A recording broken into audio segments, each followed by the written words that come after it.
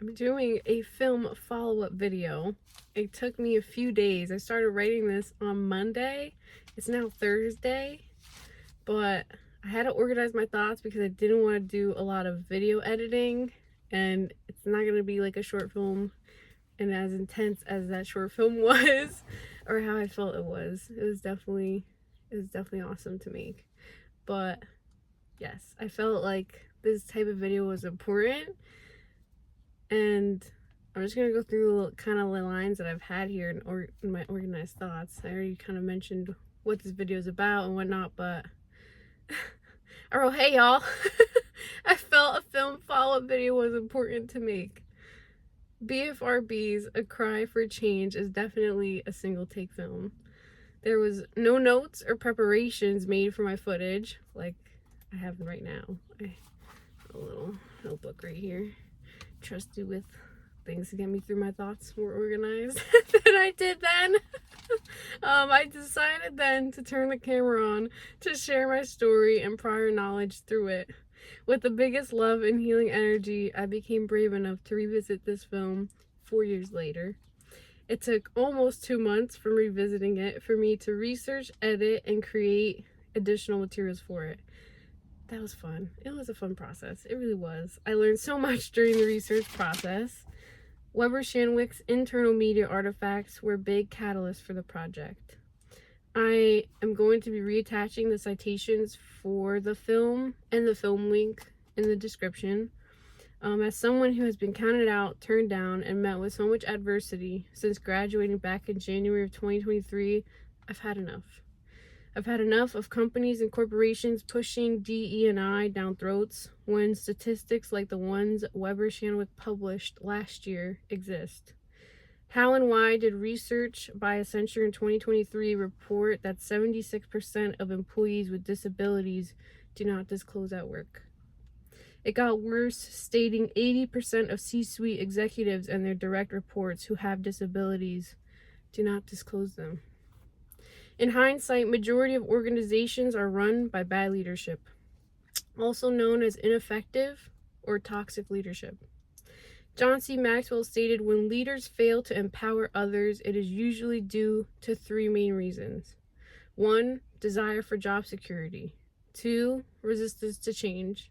And 3, lack of self-worth. Your job applications ask me what my race or ethnicity is, and I'm never impressed. Most of you have single choice or 4 single choice answers by adding not Hispanic or Latino next to the white option, and even the 2 or more race option sometimes for someone who is mainly Ecuadorian Italian. Yet you only give yes or no answers for the voluntary disability disclosure. I can't remember the 2 or 3 companies that took the extra step to ask what disabilities I had on their applications, but that impressed me. I know going into an interview today, my first question would be how they would accommodate me. In 2024, Project Healthy Minds reported 615 million people worldwide are living with a mental health condition, yet 60% of those people do not get the support they need. I have lied about working any hours in my current position. I only completed onboarding, but have yet to fulfill any project hours. I haven't had health benefits since July 2024. I got my taxes done early and ended up having to pay a chunk of it back for not having health coverage. I was gonna say something, but let me not. So I have a stream of income I don't work with because I've been trying to get a full-time job with benefits so I can have the coverage I need. Not only do I need it for myself because I need to be able to take care of myself, but I learned in the United States of America, you need it to avoid having to pay money back in taxes. I mentioned this at the end of my film, but near the end of February of this year in 2025, the Bureau of Labor Statistics provided a news release that shared a large proportion of people with a disability, about 75%, were not in the labor force in 2024. Only one of my previous 26 employers, Ascend Wellness Holdings, disclosed their 7% disabled workforce statistic with me during onboarding in November 2023. A lot of people may judge the fact that I've had so many employers, but the most important takeaway is that only 1 of 26, or 4%, reported their disabled workforce statistic. I would love comments that share how many companies or corporations, if any, have shared that statistic with any of you watching this. On the other hand, the Ascend Store's upper management's bad leadership is what would force me to resign. I would have enjoyed working there longer because I enjoyed and still enjoy connecting people with cannabis, or as I like to call her, Mary Jane. It's like a quote I saw that said, "People don't leave bad jobs. They leave because of bad leaders, poor management, and a lack of appreciation for their worth." Like I said before, I would have enjoyed working there longer, but their bad leadership would push me to quit like all the other bad leadership teams I've worked for since graduating in January of 2023. We now know 80% of organizations are run by bad leadership teams. Thinking about these statistics as someone who is mentally disabled, I understood and understand even more how much the disabled population is counted out of the workforce. A piece published by the Law Office of William M. Julian, PA, public attorney, shared, in addition to workplace disability discrimination, this type of action can occur in the following situations among others: housing, education, transportation, and access to businesses and buildings. An additional quote taken from the second internal artifact Weber Shandwick published included that beyond the detriment to those individuals, the absence of mental health support leads to an estimated $1 trillion in costs to the global economy from lost productivity due to depression and anxiety. Imagine this quote only mentioning depression and anxiety aside from all the other mental health conditions that exist. OCD, obsessive compulsive disorder, has been with me for almost a lifetime. It's helped make me very detail oriented and organize retail spaces, SharePoint sites, and take advantage of my visual merchandising skills from physical to now digital spaces. I'm confident in my ability to take any asset or deliverable and make it one of the most appealing and presentable pieces a person can look at and digest, whether with objects or words, for an actual presentation. Dermatillomania, or skin picking, and insomnia have been with me for a very, very long time. I'm talking 15 years and counting. They go hand in hand almost, because sometimes I would pick at my face and upper body for hours through the night. Some nights my mind just keeps me up on whatever I'm thinking of or working on. Through reflecting, I know that I stopped having a good relationship with my sleep after elementary school. Video games have been a part of my life since I was 4, and I would happily spend time playing them through the night, even today.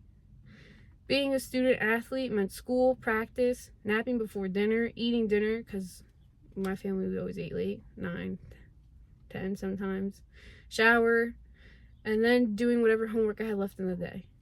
Sometimes I would be so tired I could easily lay back down around 2, 3 in the morning whenever I was done.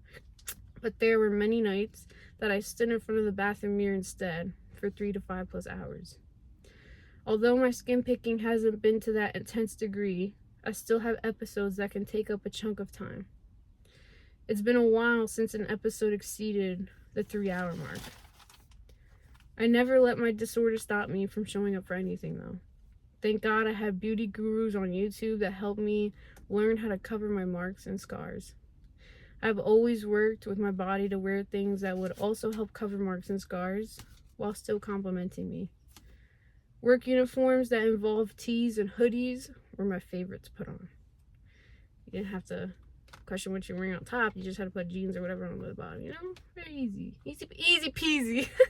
You see, the 2 weeks leading up to me resigning from Ascend involved meetings that did nothing to empower or improve my performance.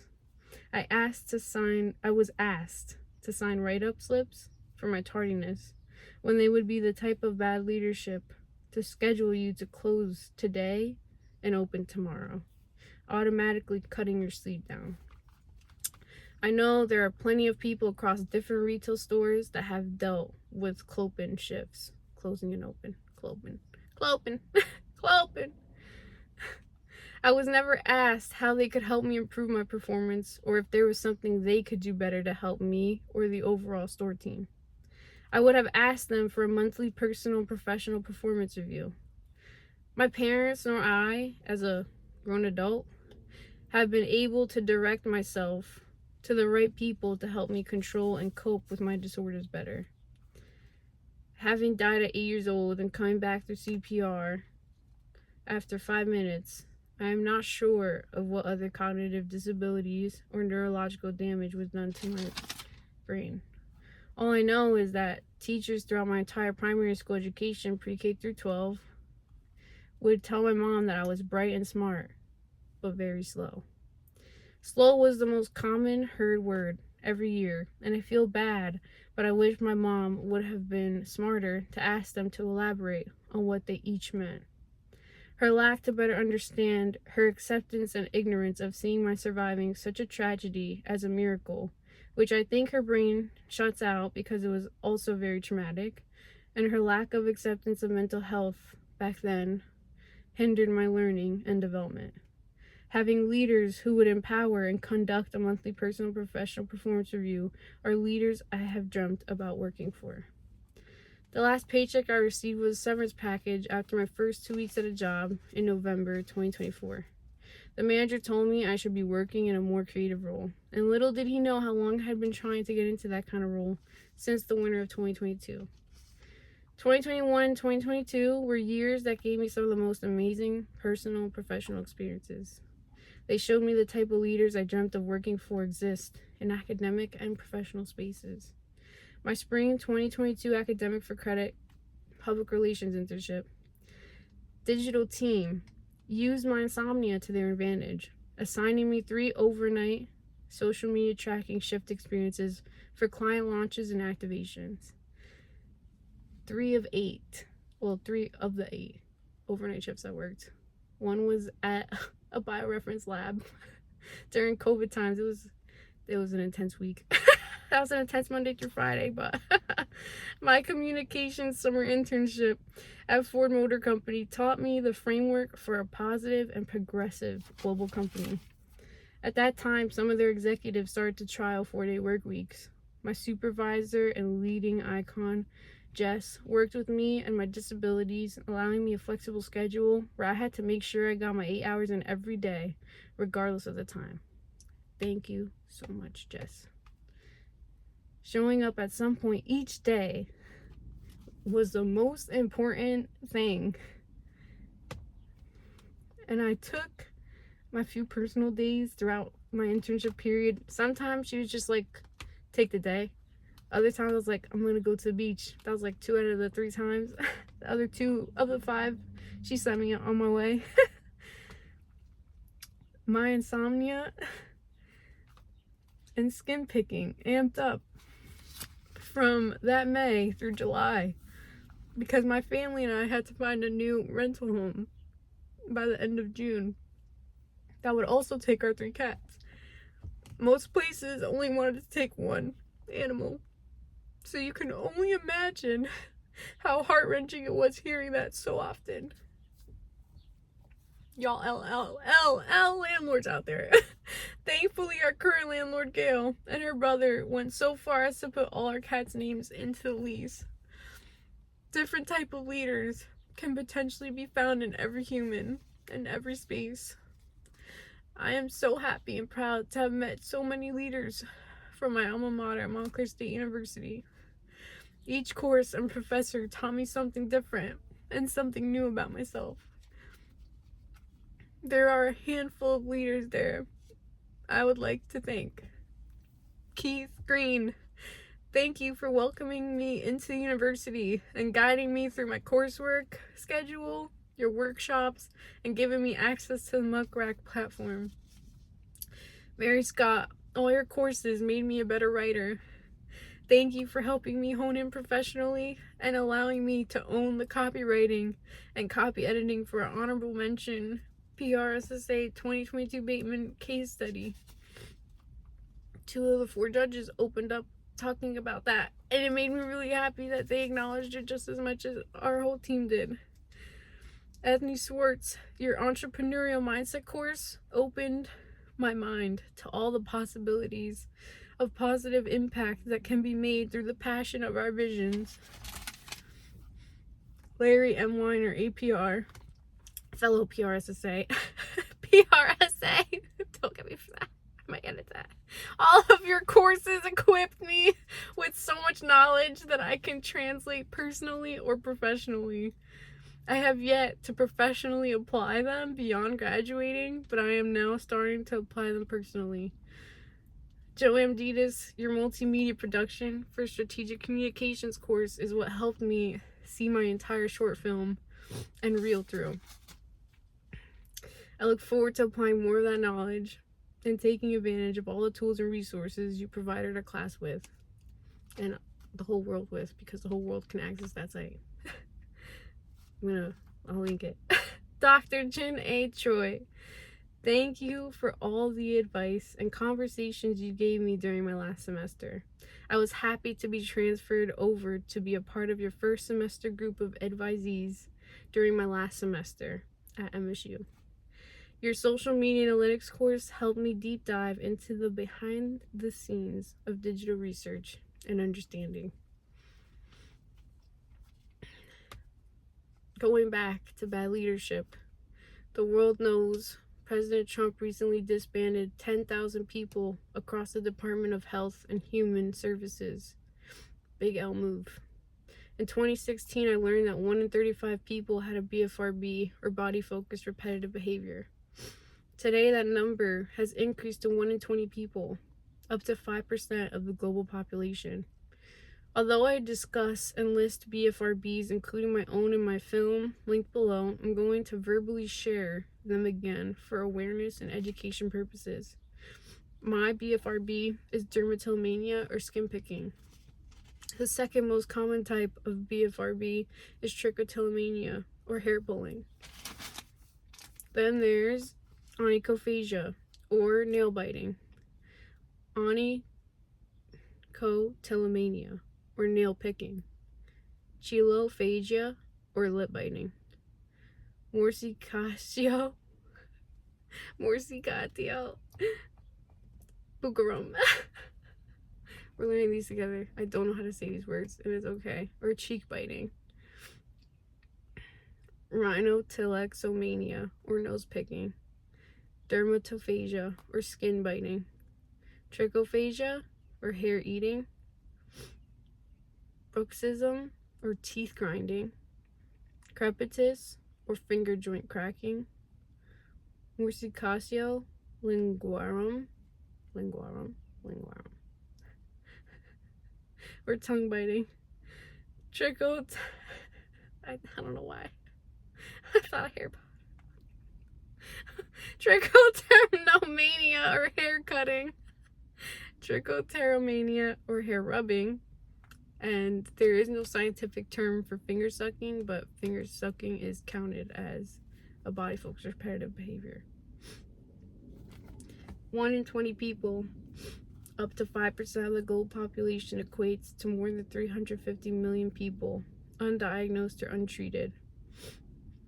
I theorize there are hundreds of millions more who are not even aware of their bad habit actually being a labeled and studied mental health condition. I need local, statewide, national, and international leaders to step up in their communities for their communities. As I said, I started writing this on Monday.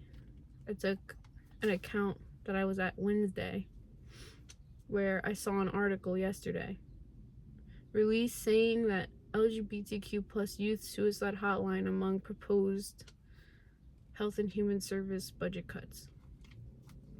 Before I left my house earlier yesterday, I talked about the 9-year-old from Colorado who committed suicide back in 2018 after coming out as gay and being bullied at school. In the article I read today, it stated how the LGBTQ plus pilot program launched in 2022. At the end of that article, Robert Gebbia, the CEO of the American Foundation for Suicide Prevention, added, "These crisis response services are effective and save young lives. If the program was implemented even earlier, maybe James Miles and so many other LGBTQ plus youth would still be alive today. As an AFSP, American Foundation for Suicide Prevention advocate, under the New Jersey chapter, I am proud of their mission and work to help provide resources to everyone, including those loved ones going through losses. I am mentioning this because I needed to get it off my chest before discussing details of my own attempts. I held several showtimes during Twitch live streams on Monday, April 14th, 2025. During one of the live streams, I was asked if I was on drugs during my attempts. I was not on drugs or under any influence aside from my subconscious mind. That part of the mind that I theorize influences most suicides to occur.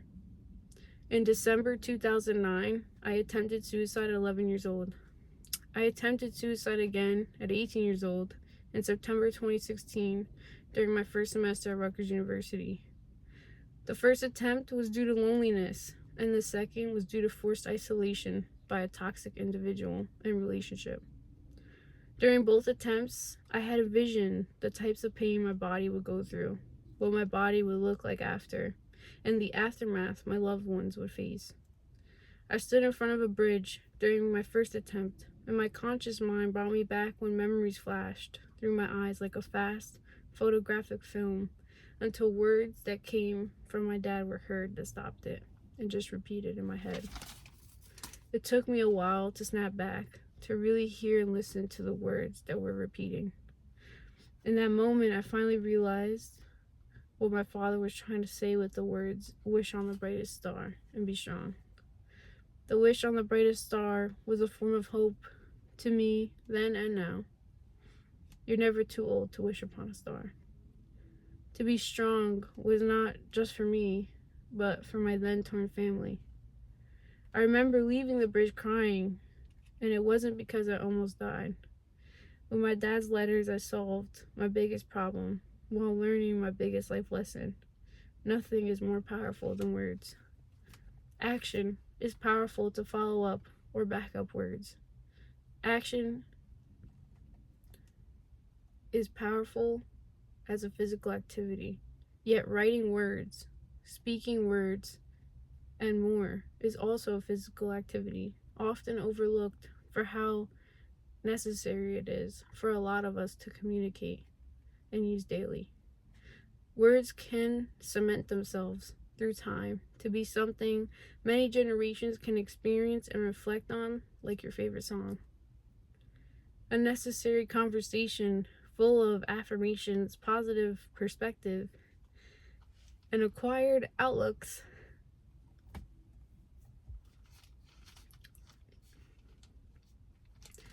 From an angel of a roommate, Leah, is what saved me from my second suicide attempt in September 2016.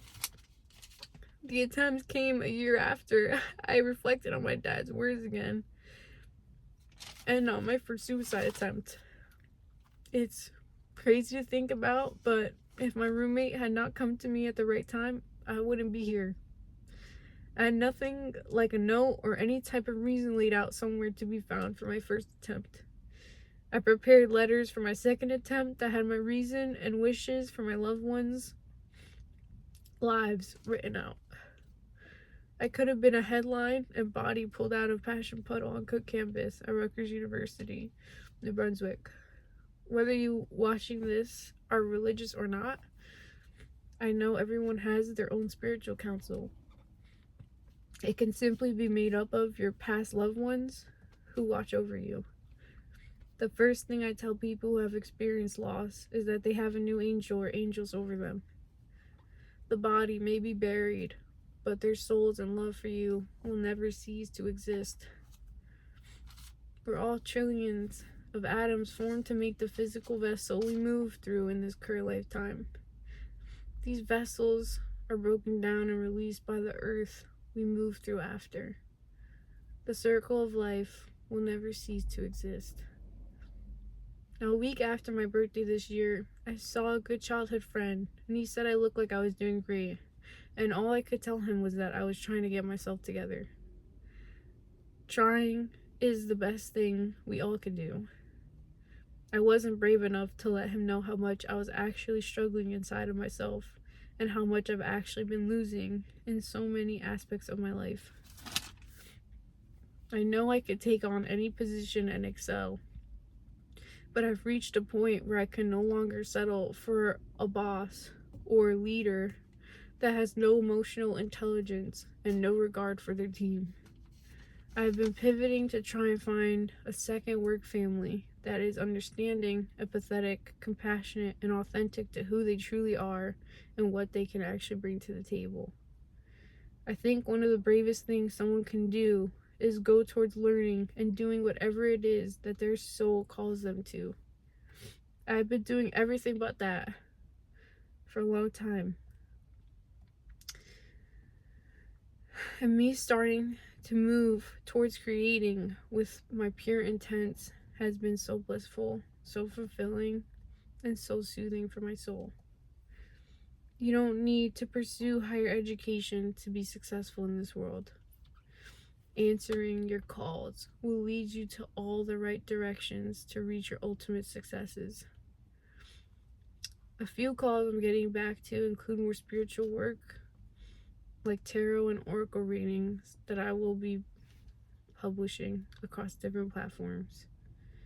I'm going to be sharing a link soon where people can schedule 15 or 30-minute one-on-one readings, and figuring out where to add it on across website, portfolio, and everywhere else I could think of. A really big call I have also is to get back to my book that centers around suicide, from its global history and impact to the darker depths of my stories and interviews that can help us all alchemize our pains into more power. I plan to conduct interviews with people around the world who are willing to channel their global community voices. Whether you want a new friend or do business with me, you can share your stories and ideas with me at minichaos@gmail.com. If you know a publisher or someone who, even if it's yourself, can guide me through a global scale process, please contact me. I would love to meet you all soon and wish to publish by the end of June. I've never been afraid of a challenge, so if I have to try to do this independently, I call on the 20% of leaders and humans that can help make a project like this possible. We'll leave the 80% bad leadership out of that. I want to host a book tour throughout the summer months in the third quarter, June, July, August, with writing workshops and other activities. I plan to start hosting some of these activities through live streams and explore other digital event methods and try to have fun with it. My Buy Me a Coffee page will be the center stage for all those fun festivities. I do have shoutouts enabled on Twitter and X for all the coffee cups contributed, and I'll be creating ending credit scenes with all supporters' names on it, regardless of the platform you contributed through. Through the Buy Me a Coffee, you can find almost all my platform pages, but Twitch is my center hub and stage for live streams and expanded platform links, because for some reason I can't link everything on Buy Me a Coffee, so Mini Chaos on Twitch. There you go. I'm finishing this spiel of a reflection on Thursday, April 24th, 2025. I'll be going live on Twitch soon to make my baby Daisy and her sister Oreo tuna birthday cakes. They turned 6 today. And I thought yesterday night, early morning today, how fast time flies. I held Daisy in my palm when she was only 3 days old when I first met and picked her out of the litter. She was still blind, but she had the cutest cry and call. I called her my rat, but honestly, she emanates so many other animals too, and has a palate for the finer human meat variety, with chicken at the top of her list. I wonder if her sister Oreo is gonna eat the tuna cake or not, but we're gonna find out soon. And if not, I might just eat it myself. I might, you know, I kind of said this yesterday. I'm gonna pick out whatever spots they like try or whatnot. We'll see. Sometimes they'll sniff it and just walk away. Daisy's definitely gonna eat her whole cake. Thank you all for being here and sharing this divine time and safe space with me. I send so much love and light. As I am not a licensed USA professional, please text home to the crisis text line at 741-741, or you could text and call the Suicide and Crisis Lifeline at 988. And a special thank you to my spiritual council, my anointed angels, and a very special someone. All your raw, real, and true love remain undefeated. And until we all align again, please have fun days.